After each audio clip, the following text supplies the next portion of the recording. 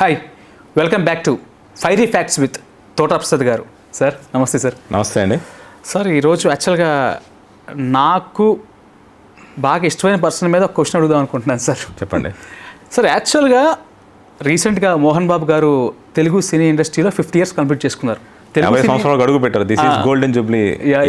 అదే సార్, అంటే తెలుగు సినిమా కాదు, మొత్తం ఇండియన్ సినిమా ఇండస్ట్రీకి ఆయన ఒక వరం లాంటి ఒక యాక్టర్ సార్. అవును. ఎందుకంటే నేను ఆయన ఎలా చూసేవాడిని అంటే, అప్పుడు ఎన్టీఆర్ గారు, ఎస్వీఆర్ గారు, సంథింగ్ వీళ్ళంతా ఒక యూనిక్, ఏఎన్ఆర్ గారు యూనిక్ యాక్టింగ్ అనమాట. అంటే ఎవరికి వాళ్ళకి ఒక ప్రత్యేకమైన శైలి. సో అలాంటి యాక్టరే మనకి ఒక గిఫ్టెడ్ యాక్టర్ మోహన్ బాబు గారు. అయితే ఈ విషయంలో నన్ను ఒక విషయం బాధ కలిగిస్తుంది సార్. అదే మిమ్మల్ని అడుగుదాం అనుకుంటున్నాను. సో ఒక వ్యక్తి 50th yearలోకి అడుగు పెట్టడం అనేది, అదిగాక దాదాపు ఒక 100 hits ఆయన పేరు మీద. అంతకు మించి ఆయన దాదాపు 530 సినిమాలు చేశారు. ఆయన ఎన్ని డిఫరెంట్ క్యారెక్టర్ చేశారో లెక్కలేదు. ఎస్, ఇట్స్ రికార్డ్ నిజం చెప్పాలంటే. అయితే గత 10-15 ఏళ్ళ నుంచి చూసుకుంటుంటే సార్, మనం సెలబ్రేట్ చేసే ఒక లెజెండరీ స్టేటస్లో ఉండాల్సిన ఆయన ట్రోల్స్కి గురవటం మనం చూస్తున్నాం, మీరు చూసే ఉంటారు. దానికి ముఖ్య కారణం ఆయన, అంటే రకరకాలుగా వీళ్ళు ఎలాంటి మాటలు మాట్లాడినా సరే ఆయన ముక్కుసూటిగా ఉంటారనే విషయం మనకు తెలిసిందే.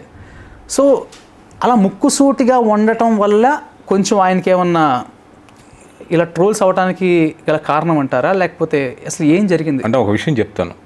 యథార్థవాది లోక విరోధి, నిజం చెప్పేవాడిని జనం మెచ్చరు.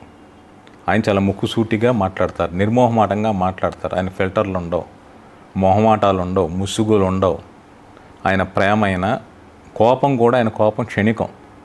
ఒక వ్యక్తి ఆయనకు ఒక క్రమశిక్షణ, ఒక పద్ధతి ప్రకారం పనులు జరగాలనుకుంటారు. ఆ టైంకి ఆ పని జరగకపోతే ఆ వ్యక్తి మీద తన కోపాన్ని ప్రదర్శిస్తారు, నటించడు ఆయన. ఇది మొదటి విషయం. రెండోది, ట్రోల్స్ అంటారా, అది కుసంస్కారం. ఎందుకు అంటే, సినిమాని మనం ఏమైనా మాట్లాడచ్చు. ప్రతి సినిమా అందరూ నచ్చడం లేదు. సినిమా కొందరు నచ్చవచ్చు, కొందరు నచ్చకపోవచ్చు. కొందరు పెర్ఫార్మెన్స్ నచ్చకపోవచ్చు. దాని మీద అకాడమిక్గా రే బాగుందిరా, బాగోలేదురా, ఏంట్రా ఇది అని మాట్లాడడంలో తప్పు లేదు. వాళ్ళ పర్సనల్ స్టేచర్ని కించపరిచేలా మాట్లాడడం అనేది జనాల తాలూకు కుసంస్కారం. ఇందులో 1% కూడా డౌట్ లేదు. ఇది వాంటెడ్గానో, లేక ఇలా చేస్తే వ్యూస్ వస్తాయనో, లేక ఇంకో కారణము పాపులర్ అవుతాం, వైరల్ అవుతాం అని చేస్తున్న ఒక తప్పు. అంటే ఆయన ఒక మహానటుడు. ఎవరు ఒప్పుకున్నా ఎవరు చెప్పాల్సిన అవసరం లేదు. చరిత్రలో నిలిచిపోయింది, చరిత్ర చెబుతుంది. 1975 November 22 ఆయన నటించిన మొదటి సినిమా స్వర్గం నరకం రిలీజ్ అయింది. ఇది 50వ సంవత్సరం. అంటే ఇది ఎంత ప్రత్యేకమైన సంవత్సరం ఆలోచించుకోండి. ఆయన హీరోగానే కాదు, విలన్గానే కాదు, కమెడియన్గానే కాదు, క్యారెక్టర్ ఆర్టిస్ట్గానే కాదు, ఎన్ని సినిమాలు చేశారో లెక్కే లేదు. చేసిన పాత్ర చేయకుండా చేశారు. ఆయన ఏ పాత్ర చేసినా మోహన్ బాబు గారు అనే ముద్ర, మార్కు కనపడేలా చేశారు. అంటే నేను చిన్నప్పుడు కృష్ణ గారి ఫ్యాన్ని. నేను చాలా ఇంటర్వ్యూలో చెప్పాను. నేను కృష్ణ గారు నాకు చాలా అభిమానం. సో కృష్ణ గారి సినిమాలకు వెళ్ళినప్పుడు నేను ఫస్ట్ టైం భలే దొంగల్లో చూసి ఈయన చూసి షాక్ అయినా. సిక్కర్ మే రక్క అంటూ మేనరిజం ఉంటుంది. ఎవడరా బాబు అనుకున్నా. తర్వాత కురుక్షేత్రం ఉన్న సినిమా వచ్చింది. ఆ సినిమాలో చాలామంది పాపులర్ స్టార్స్ ఉంటారు. అంటే కృష్ణ గారు, కృష్ణరాజు గారు, శోభన్ బాబు గారు, రామకృష్ణ గారు, సత్యనారాయణ గారు, నాగభూషణం గారు, అసలు హేమీలు అనే వాళ్ళందరూ అక్కడ ఉంటారు. ఒక సీన్లో ఉండి ఈయన శిశుపాలుడి క్యారెక్టర్ సీన్ మొత్తం ఈయన తినేసాడు. ఆయన అప్పుడు ఇండస్ట్రీకి వచ్చి 1-2 ఏళ్ళు ఉంటుంది. సీన్ మొత్తం తినేసాడు.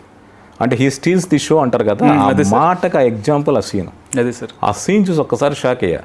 నాకు అప్పుడు 77 అంటే 11 ఏళ్ళ వయసు. నాకు ఆ సినిమా చూసి షాక్ అయ్యి నేను అప్పట్లో మోహన్ బాబు ఉత్తరం రాస్తాను. అన్నయ్య నీ ఫోటో ఆటోగ్రాఫ్తో పంపించాను. రిప్లై ఏమీ లేదు. కాలం గడిచిపోయింది. ఆ తర్వాత సినిమాకి ఏంటంటే నాకు మోహన్ బాబు గారు ప్రత్యేకమైన అభిమానం ఏర్పడింది. ఆయన ఏ సినిమాలో ఏ క్యారెక్టర్ చేసినా చూసి ఎంజాయ్ చేయడం నాకు అలవాటు అయిపోయింది. జర్నలిస్ట్ అయ్యాను, ఆయన కలిశాను, మాట్లాడాను. బట్ నా అభిమానాన్ని ఇప్పుడు ప్రకటించుకోలేదు. తర్వాత అనుకోకుండా అదృష్టవశాత్తు నేను ఆయన నిర్మిస్తున్న కన్నప్ప సినిమాకి ఒక రచయితగా పనిచేసే అవకాశం జరిగింది. ఆ టైంలో ఆయనతో ట్రావెల్ చేసినప్పుడు ఆయన నటన, ఆంగికం, అభినయం, వాచకం మనందరం చూసాం. ఆయన తెలియని ప్రవర్తన. అంటే ఆయన ప్రతిరోజు ఏదో కొత్త విషయం తెలుసుకోవడం ప్రయత్నం. ఇప్పుడు మనం కూర్చుని అరగంట మాట్లాడుకుంటే సొల్లు కబుర్లు, గాసిప్స్ అని కాదు, ఈ టాపిక్లో మనకి కొత్త విషయం తెలుసుకుందాం.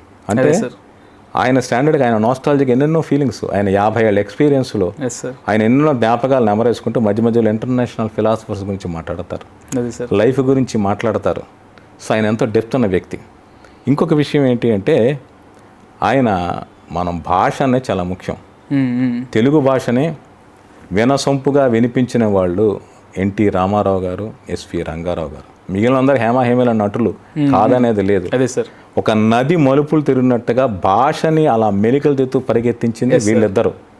ఆ తర్వాత మోహన్ బాబు గారు భాషని అలా వంపు సొంపులు, భాష పదంలోని వంపు సొంపులైనా ఆయన కంఠంలోంచి వినిపిస్తాడు ఆయన. అది చాలా గ్రేట్ ఫీట్. ఆయనకు నిజంగానే దగ్గర గాడ్ గిఫ్ట్ అది, ఆయన మనకిచ్చిన గిఫ్ట్. ఇక్కడ 50th ఇయర్ అన్నారు కాబట్టి ఒక విషయం చెప్పదలుచుకున్నాను. నాగేశ్వరరావు గారు 1991కి, అంటే సీతారామ జన్మం అనేది 41లో ఇప్పుడు రిలీజ్ అయినట్టుంది. Okay sir. 1991లో ఆయనకి central government Dadasaheb Phalke award ఇచ్చి సత్కరించింది. ఎందుకు? అక్కినేని నాగేశ్వరరావు గారు 50 ఏళ్ళు పూర్తి చేసుకున్న సందర్భంలో. ఓకేనండి. Okay sir. అలాగే బాలకృష్ణ గారికి ఇండస్ట్రీ అంతా కలిసి గోల్డెన్ జూబ్లీ సెలబ్రేషన్స్ చేశారు. ఇది మోహన్ బాబు గారి 50వ సంవత్సరం. ఆయన నటనకి, ఆయన చేసిన సేవలకి, సేవలు అంటే చాలామంది ఇండస్ట్రీలో డబ్బులు సంపాదించి రియల్ ఎస్టేట్లోనే ఇంకో వ్యాపారంలో పెడతారు. ఆయన సంపాదించిన ప్రతి పైసా ప్రొడక్షన్లో పెట్టారు. అవును sir. Shri Lakshmi Prasanna pictures banner కావచ్చు, 24 ఫ్రేమ్స్ కావచ్చు, ఇవన్నీ బ్యానర్ల మీద దాదాపు 81లో ఆయన మొదటి సినిమా ప్రతిదిన రిలీజ్ అయినట్టుంది. ఈ 43-44 నుంచి ఆయన 100 సినిమాలు తీశారు. అంటే ఎన్నో వందల వేల మందికి ఉపాధి కల్పించారు. ఒక హీరోగానే కాదు, నిర్మాతగా కూడా ఆయన అద్భుతమైన సినిమాలు తీశారు. ఎన్నో వేల మందికి ఉపాధి కల్పించారు. ఇప్పుడు విద్యావేత్తగా మోహన్ బాబు యూనివర్సిటీ ఛాన్సలర్గా అదే సార్ ఆయన చాలా ఎడ్యుకేషనల్ పరంగా కూడా సేవలు చేస్తున్నారు. వీటన్నిటి పరంగా ఆయనకి ఒక హైయెస్ట్ హానర్ గవర్నమెంట్ తరఫు నుంచి రావాలి.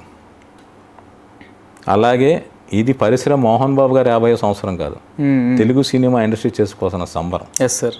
అందరూ కలిసి ఆయనకి చేయాల్సిన సత్కారం. అదే సార్. ఇది నేను కోరుకుంటున్నాను. ఇది నేను కాదు, చాలా మంది మోహన్ బాబు గారు అంటే ఉన్న అభిమానం, ఆయన స్టేచర్ మీద ఉన్న గౌరవం ఉన్న వాళ్ళందరూ కోరుకుంటుంది. ఇప్పటికీ అంటే నాకు బాగా నచ్చేది ఏంటంటే ఆయన ఒక డైలాగ్ ఇస్తే సార్, అది నార్మల్ డైలాగ్ అయినా సరే, ఆయన మీరు చెప్పారు కదా మెలకలు, ఎక్కడ తగ్గించాలి ఒక పదాన్ని, ఎక్కడ పెంచాలి, పదాన్ని విరవడం. అదే సార్, అది ఇంకెవరికి కాదు, ఎవరికి సాధ్యం కాదు. నాకు అదే సార్, నాకు రీసెంట్గా నాకు అనిపించింది అసలు అదొక పెద్ద అచీవ్మెంట్ కదా, మనం సెలబ్రేట్ చేసుకోవాల్సిన నటుడు ఆయన. సో ఆయన ఒక సింపుల్గా ఇది ఇలా చేయటం అనేది నాకు కూడా కరెక్ట్ కాదు అనిపించింది సార్. ఇంకా ఈ నవంబర్ 22కి 50 ఏళ్ళు పూర్తవుతాయి కాబట్టి అప్పుడే ఈలోగా అయినా తెలుగు సినిమా ఇండస్ట్రీ కావచ్చు, సౌత్ ఇండియన్ ఫిల్మ్ ఇండస్ట్రీ కావచ్చు, ఎస్ సార్, ఖచ్చితంగా సెలబ్రేట్ చేయాలి. Yes sir. అలాగే సెంట్రల్ గవర్నమెంట్, స్టేట్ గవర్నమెంట్స్ ఏ హానర్స్ ఉన్నాయో ఆయనకి ఇవ్వాలి. అంటే అటువంటి లెజెండరీ యాక్టర్ పర్సన్ మన ముందు ఉంటే మనకు ఒక్కోసారి ఆయన విలువ తెలియదు, కానీ అది చరిత్రను నిలిచిపోయే చాలా చేశాడు ఆయన. ఒక నటుడిగా రేపు తీసుకుంటే ఆయన సినిమాలు ఎన్నెన్నో మన ముందు మెదులుతాయి. అవును సార్. ఆ పాత్రలు కావచ్చు, ముఖ్యంగా భాష, తెలుగు భాష ఉన్నంతకాలం మోహన్ బాబు గారి కంఠం, ఆయన పదాల విరుపులు ఉండి తీరతాయి.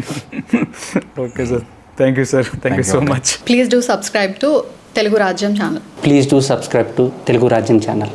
Please do subscribe to Telugu Rajyam channel. Hi అండి, నేను మీ ఆర్పీని, నెల్లూరు పెద్దారెడ్డి చేపల పులుసు ఓనర్ని. మీరు తెలుగు రాజ్యం అనే ఈ యూట్యూబ్ ఛానల్ సబ్స్క్రైబ్ చేసుకుని మంచి మంచి వీడియోలతో వస్తారు. Thank you so much. Hi people, I'm Sonakshi Verma and you please watch Telugu Rajyam and please subscribe to the channel.